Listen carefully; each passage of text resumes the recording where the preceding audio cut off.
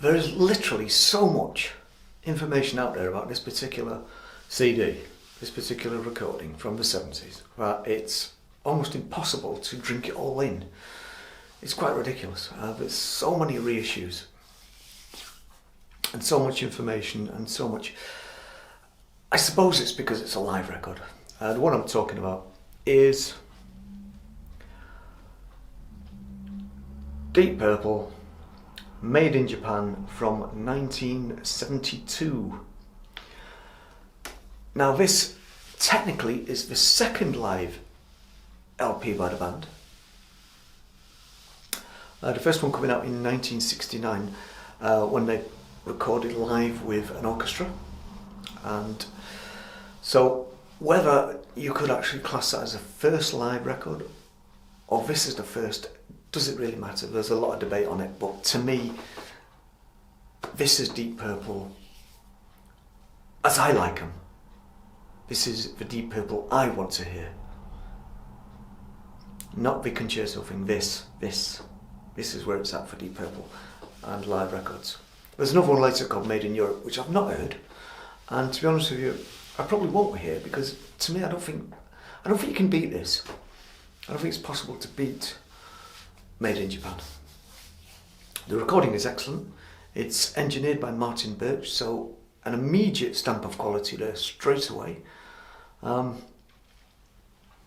So who's in the band? It's the famous Mark II lineup, of course, which is probably another reason why I don't want to hear the 1976 version, because I suspect that it won't be the Mark II lineup. I think it's probably the Mark III lineup, which I kind of lost interest in. There are some good songs such as Burn and Stormbringer and one or two others, but to me, when it comes to Deep Purple, it's all about the Mark II lineup. So, who is the Mark II lineup? Well, of course it's Gillan, Glover, Lord, Pace and Blackmore. That's the classic Mark II lineup of the band. So what songs do we have on here? It's a double LP. Starts off with Highway Star, of course. Child in Time, which has to be heard to be believed. Ian Gillan's vocals on that are quite extraordinary. Smoke on the Water, which is interesting because Richie Blackmore plays the riff in an unusual way to open the song. Then you have The Mule, which features Stanley the Goat on drums, which of course is Ian Pace. He does a solo on that, which is quite phenomenal. Strange Kind of Woman. Now that's really entertaining because Gillan loses it a bit on there. I don't know why, I don't know what's going on, but he starts laughing. And it always reminds me of the Elvis Presley thing where he starts laughing during a live version of, I think it's Love Me Tender, which quite frankly is a ridiculous song, but so is Strange Kind of Woman. It's a ridiculous song. Listen to the lyrics, it's preposterous. And maybe that's why he's laughing. I like to think that's why he's laughing. Anyway, then we have Space Truckin', which goes on for pretty much 20 minutes and is a phenomenal version of the song and a phenomenal way to close a double LP. It takes up the entire side of side 4. Obviously I don't have it on vinyl. Now, why did I never get this on vinyl? Because I never did. I've been asking myself that, and I think it's because I don't like the cover. I think that's one of those, it's one of those occasions where I just don't like that cover. You know, to me that's just neither here nor there. I don't like it. It's what's going on? So when I saw that on double vinyl, plus it was probably very expensive at the time, we're talking about the mid-80s, because that's when I started collecting Deep Purple. And so I did think about getting that, but when I saw the price and the sleeve, I just thought, and all these long versions of songs, I thought, I probably won't like this. So about 10 years later, I saw it going relatively cheap, still brand new, in HMV, Manchester, and I thought, oh, go on then, I'll get it. And I'm glad I did, because it's excellent. It's absolutely superb. It's a great album, and it features Deep Purple at their absolute brilliant best. And I'm not the only person who thinks that. Now, as far as critical reception goes, well, most reviewers, in fact pretty much all the reviews on this are 5 out of 5 reviews.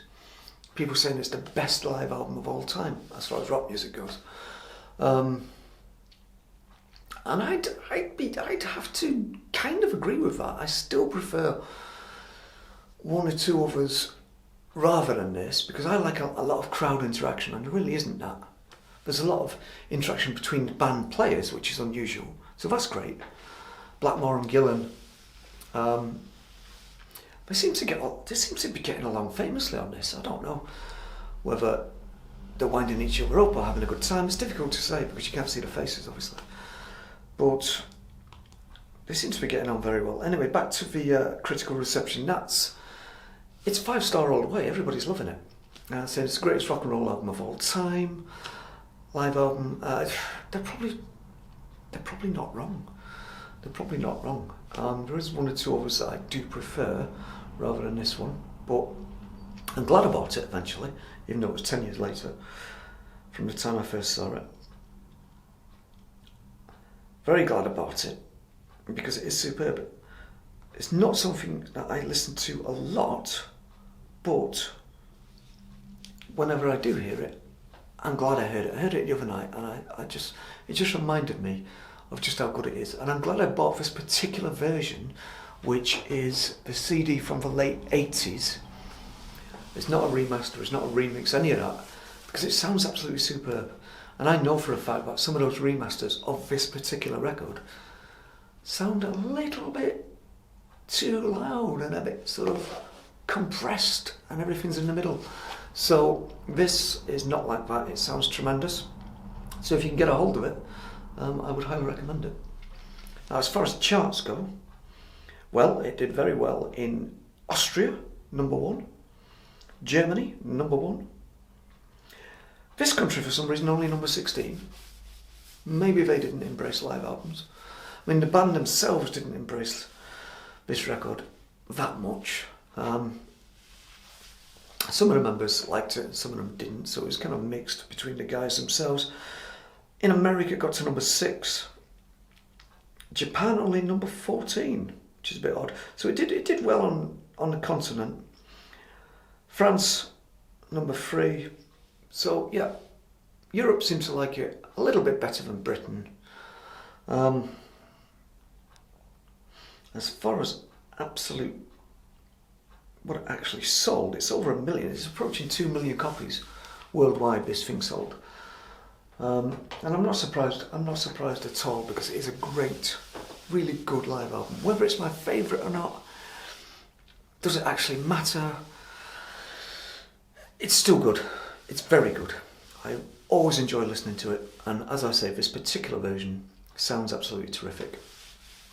So, if you've not heard it for some reason, I can't imagine you haven't. You like rock music and you haven't heard this, then where have you been and what have you been doing? But you should get hold of it.